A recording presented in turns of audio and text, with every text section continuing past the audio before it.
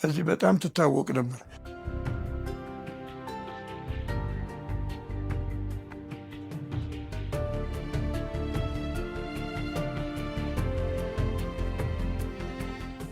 ኢትዮጵያ የታሪኩ አካል የህልውናዋ መሰረት ከሆነው ቀይ ባህር በግፍ ተገፍታ ከወጣች 33 ዓመታትን ደፈነች። በአንድ ወቅት ከቀይ ባህር አልፋ እስከ ህንድ ውቅያኖስ ድረስ ገናና የነበረች ሀገር ቁራሽ የባህር መዳረሻ መሬት ተነፍጓት ለ33 ዓመታት በር አልባ ሆና ቆይታለች።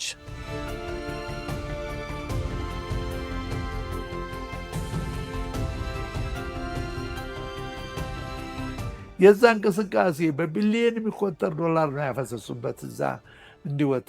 በባህር በኩል በተለይ ኢትዮጵያ አሁን ከ50 እስከ 60 ኪሎ ሜትር ባለ ርቀት እኮ ከቀይ ባህር ተገልለን ያለን።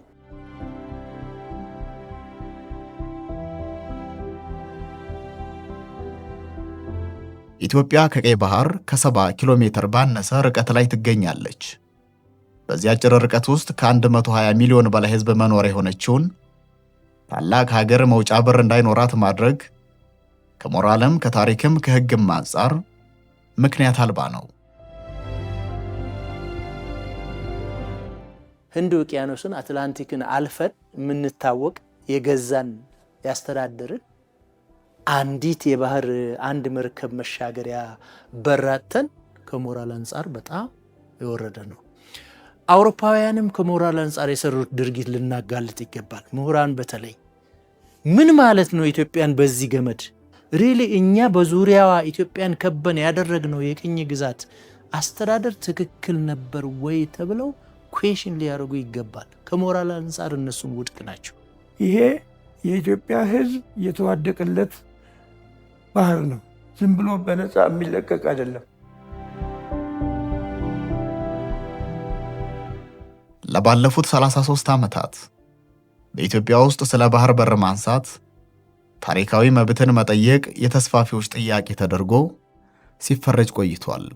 ነገር ግን ባለፉት 2 ዓመታት የባህር በር ጉዳይ ነውርነቱ አብቅቶ ብሔራዊ አጀንዳ ሆኗል።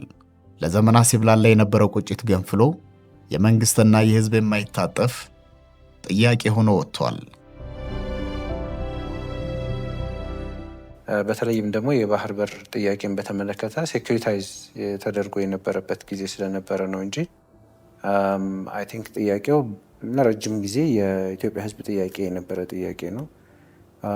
አሁን ላይ ያው የተፈጠረውን የሪፎርም ሂደት ተከትሎ ጥያቄው ከህዝብ ጥያቄ አልፎ በቀጥታ የሀገር ብሔራዊ አጀንዳ እስከ መሆን ድረስ የደረሰበት ሁኔታ ነው ያለው።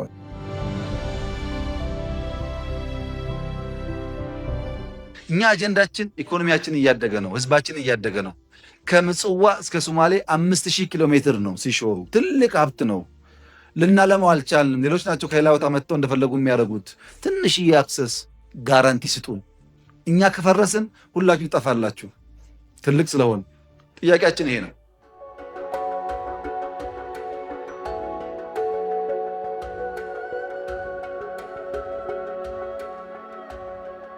ኢትዮጵያ ትልቅ የህዝብ ብዛትና ሰፊ ግዛት ይዛ የባህር በር ከሌላቸው የዓለም ሀገራት የመጀመሪያዋ ናት።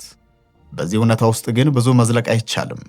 እያደገ የሚመጣ ኢኮኖሚና የህዝብ ቁጥር፣ ቀጠናዊና ዓለም አቀፋዊ ሁኔታዎች ኢትዮጵያ የግድ የባህር በር ማግኘት እንዳለባት የሚያስገድዱ እውነታዎች ናቸው። ዛሬ ኢትዮጵያ ሞራልን እያነሳች፣ ህግን እያጣቀሰች፣ ታሪክን እያመሳከረች የባህር በር መውጫ እየጠየቀች ነው።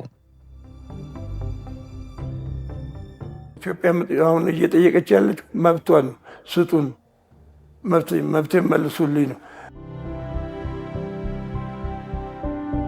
እንደ አውሮፓውያን አቆጣጠር በ1982 የወጣው የተባበሩት መንግስታት ድርጅት ዓለም አቀፍ የባህር በር ህግ የባህር በር ባለቤት የሆኑ ሀገራት የባህር በር ከሌላቸው ጋር እኩል የባህር አካሉን ሀብት የመጠቀም መብት እንዳላቸው በግልጽ ያስረዳል።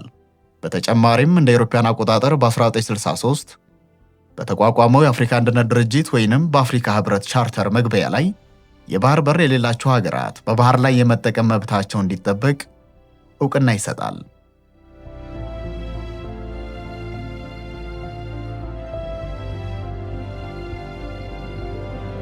ሰው ከህግ አንጻር ያው በብዛት በተደጋጋሚ የምንጠቅሰው ይሄ የዩናይትድ ኔሽን ኮንቬንሽን ኦን ሎ ኦፍ ሲ የሚባለው ነው። በአብዛኛው የተባበሩት መንግስታት ከውሃ ጋር በተገናኘ ያለው ስምምነት የሚታወቀው እሱ ነው እና በብዛት እሱን ምናልባት ሪፈር ካደረግን እዛ ላይ የምናየው ነገር ሀገራት የባህር አክሰስ ወይም ደግሞ የባህር ተደራሽነት የማግኘት መብት እንዳላቸው ያስቀምጣል። ሰው ይሄንን የባህር ተደራሽነት ሪያላይዝ የሚያደርጉባቸው መንገዶች ብዙ ሊሆኑ ይችላሉ። ሶቨሬን የሆነ አክሰስ ናቹራሊ ከማግኘት ጀምሮ በኮንትራክት ሊሆን ይችላል፣ በአግሪመንት ሊሆን ይችላል፣ ወይም ደግሞ በላንድ ስዋፒንግ ሊሆን ይችላል። በተለያዩ መንገዶች ዞሮ ዞሮ የባህር ተደራሽነት ጥያቄ ሪያላይዝ ሊደረግባቸው ከሚችልባቸው መንገዶች ውስጥ አንዱ ነው። እኛ ደግሞ ካለንበት ከቀይ ባህር ካለንበት የፊዚካል ጂኦግራፊ ርቀት አንጻር ይህንን እንዴት አድርገን ነው ሪያላይዝ ማድረግ የምንችለው የምንለው ቀደም እንዳልኩት በተለያዩ መንገዶች ሪያላይዝ ሊደረግ የሚችል ነገር ነው።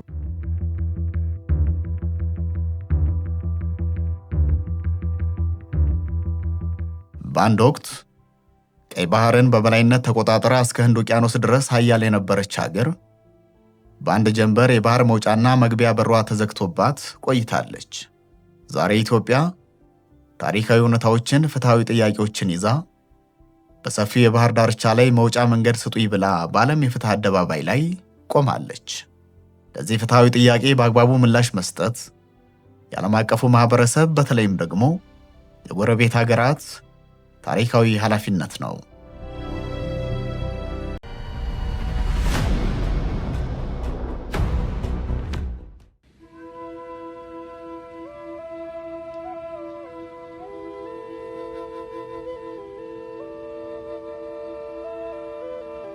የኢትዮጵያ ቀደምት ታሪክና ስልጣኔ ከዚህ ባህር ነጥሎ ማየት አይቻልም። ይህ በአፍሪካና በእስያ መሃል የሚገኘው ረጅሙ ባህረ ሰላጤ ቀይ ባህር ነው።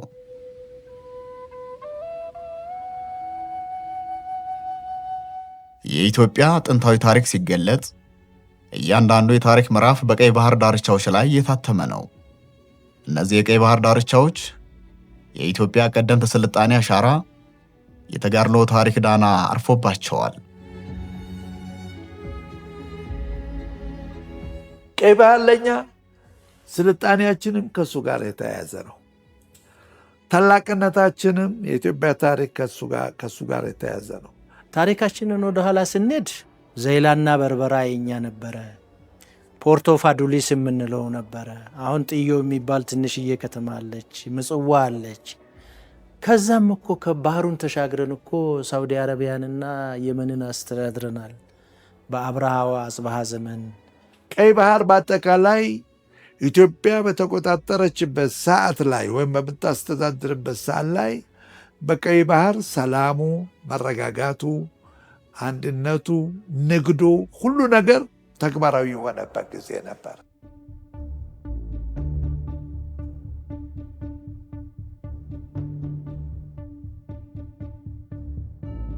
ገናናው የአክሱም ሥርወ መንግሥት በዓለም ከነበሩት የወቅቱ 4 ኃያላን መንግስታት መካከል አንዱ ነበር።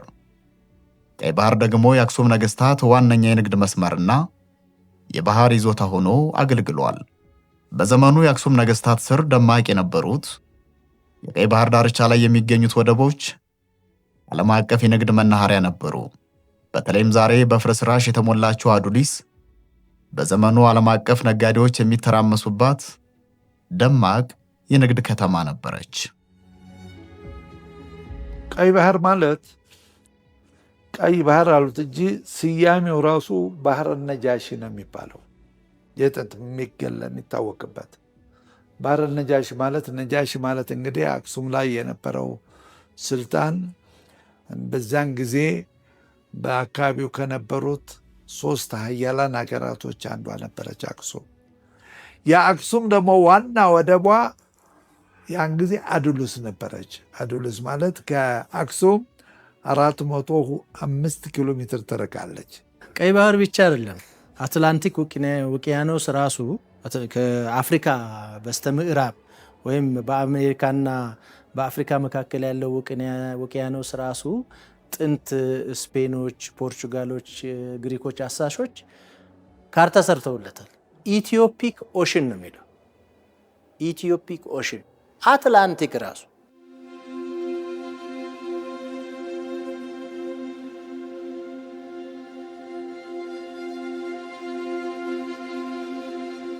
ቀይ ባህር ለኢትዮጵያ ጥንካሬዋም ድክመቷም ነው። የአካባቢውን ስትራቴጂያዊ ፋይዳ ያወቁ የቅርብና የሩቅ ኃይሎች ይህን አካባቢ ለመቆጣጠር ኢትዮጵያን ከተፈጥሯዊ የባህር ወሰኗ ለማራቅ ያላደረጉት ጥረት አልነበረም። በተለይም የአክሱም ሥርወ መንግሥት መዳከምን ተከትሎ በቀይ ባህር ላይ ዓይናቸውን የጣሉ የኢትዮጵያ ጠላቶች ይህን መስመር ለመቆጣጠር ብርቱ ጥረት አድርገዋል። ኢትዮጵያውያንም ይህን ተፈጥሯዊ የባህር ይዞታቸውን ላለማጣት ብዙ ዋጋ ከፍለዋል። ነገር ግን የማዕከላዊ መንግሥት መዳከምና የውጭ ኃይሎች ጫና መበራከት በሂደት ኢትዮጵያ ከሰፊው የባህር ይዞታዋ እየተገፋች መጥታለች። ከ3 ከ4 ጊዜ በላይ የባህር በር ያጣንባቸው ታሪካዊ እንትኖች አሉ።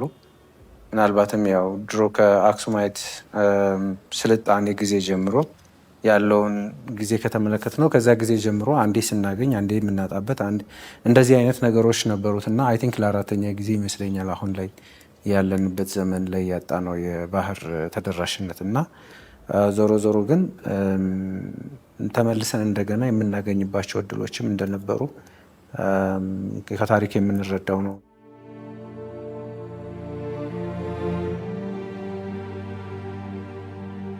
አሉላ አባ ነጋ ራሱ ቀይ ባህር የኢትዮጵያ የተፈጥሮ ወሰን ሆኖ ኖሯል፣ ይኖራል ይላሉ። ዊዝደም ነው። ታሪክን አነሱ። ኔቸር የሰጠችውን መንሳት አይቻልም አሉ።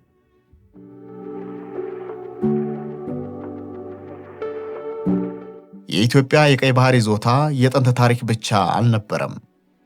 በቅርብ ጊዜ በንጉሱና በደርግ ስርዓት ጭምር ኢትዮጵያ የቀይ ባህር አንዷ ባለ ይዞታ ነበረች። ከ33 ዓመታት በፊት ኢትዮጵያ ከዚህ ተፈጥሮ በቸራት ባህር ላይ የባህር ኃይልና የንግድ መርከቦቿ በነፃነትና በልዕልና ይቀዝፉ ነበር። ባህር ኃይሉ የተቋቋመው እንግዲህ በ1948 ዓመተ ምህረት ነው።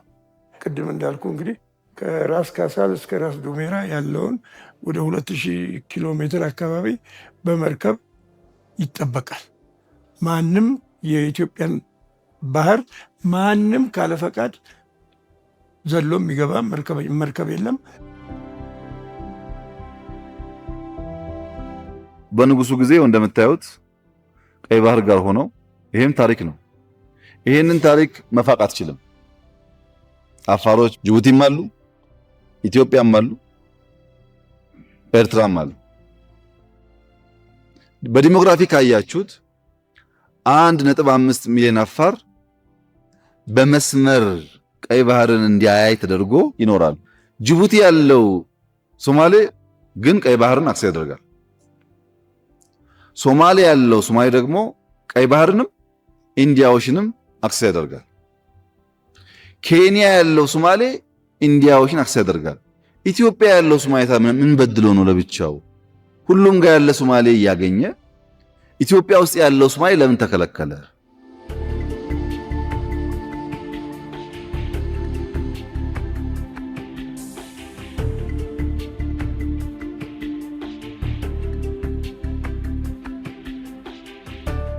እኛ ስኮለርሺፕ ሁሉ እናስተምር ነበር። የሱዳን መርከበኞች መጥተው እኛ ጋር ይሰለጥናሉ። የዩጋንዳ፣ ታንዛኒያ መጥተው አሁንም አሉ ትልቅ ማዕረግ ላይ ያሉ መርከበኞች ኢትዮጵያ ውስጥ የሰለጠኑ አሉና ኢትዮጵያ